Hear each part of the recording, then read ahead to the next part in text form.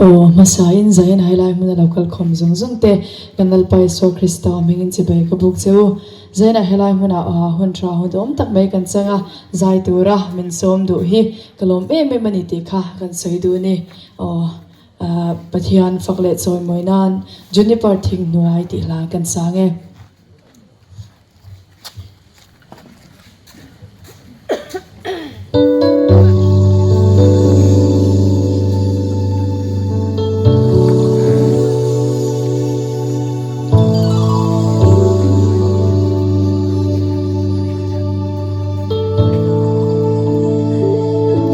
Pathian mi shia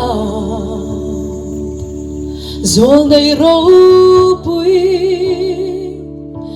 Israel te pathian ta mirin an ram sual na apuang chuak ta milim pathian an bia Baan ma aching in Elizaril ru anna Pathiana auta Juniper Thing noya chui Oh Juniper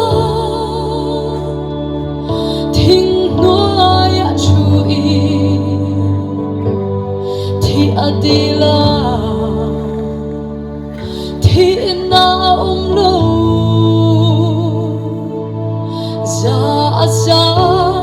Christian kan ram suang sa jiani lalpa thin rim na thil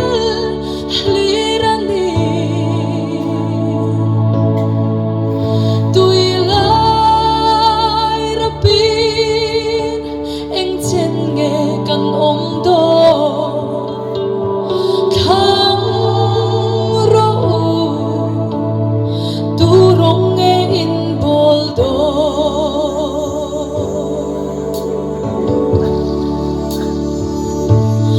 Brahma hiya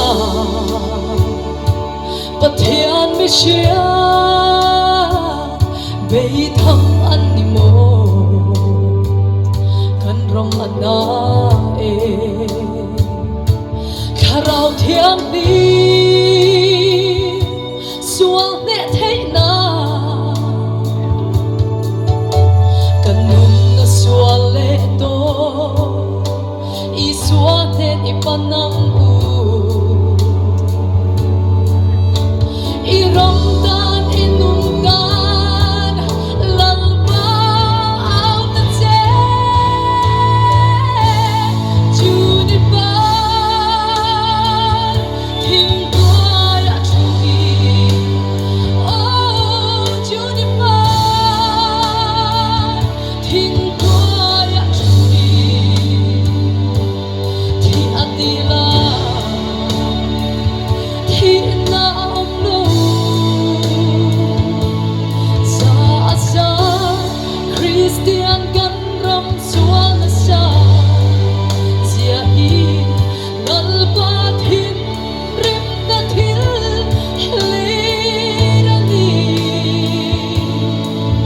tui lai rapin eng chen nge kan do khang ro tu rong nge in mol do